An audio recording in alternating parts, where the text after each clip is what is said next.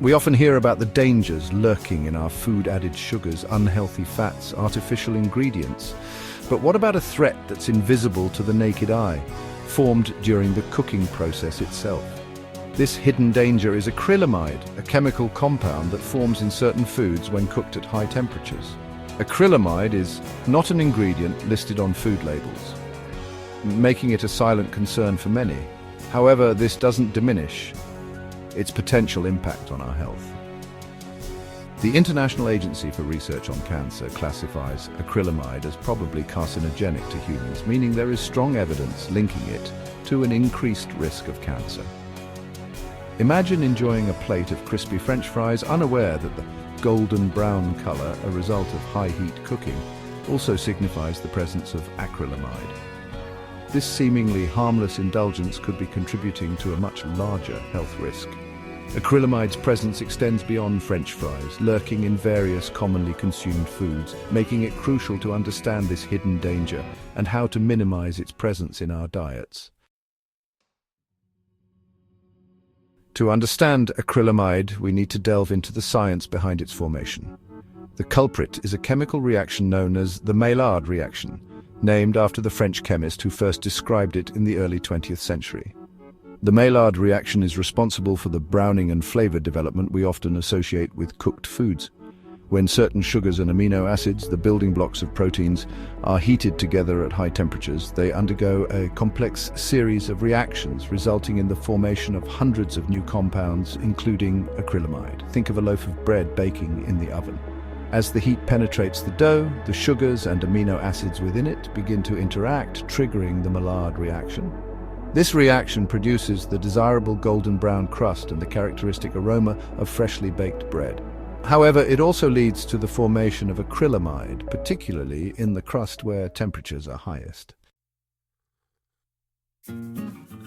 While acrylamide can form in any food containing asparagine, an amino acid, and sugars when cooked at high temperatures, some foods are more susceptible than others. Starchy foods like potatoes, cereals, and bread are particularly prone to acrylamide formation. French fries and potato chips, staples in many diets, top the list of acrylamide offenders. The high-heat frying process used to achieve their crispy texture creates ideal conditions for acrylamide formation. Similarly, breakfast cereals, often toasted to enhance flavor and crunch, can also harbor significant amounts of acrylamide. Coffee, a beloved beverage enjoyed by millions worldwide, is another source of dietary acrylamide. The roasting process, particularly for darker roasts, contributes to acrylamide formation in coffee beans. While the levels in a single cup might seem insignificant, regular coffee consumption can lead to a considerable intake of acrylamide over time. Other acrylamide culprits include crackers, cookies, and even certain fruits and vegetables when cooked at high temperatures. It's important to note that acrylamide formation is not limited to frying or baking. Roasting, grilling, and even toasting can also lead to its production.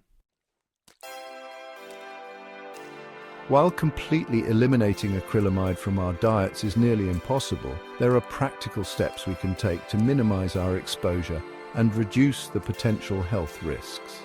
Firstly, adjust your cooking methods. Aim for a golden yellow color rather than dark brown when cooking starchy foods. This indicates that the Maillard reaction has occurred to a lesser extent, resulting in lower acrylamide levels. Consider boiling, steaming, or microwaving as alternative cooking methods that generate less heat and therefore produce less acrylamide. Storage also plays a role. Avoid storing potatoes in the refrigerator, as this can increase the levels of acrylamide formation during cooking. Keep potatoes in a cool, dark, and dry place instead.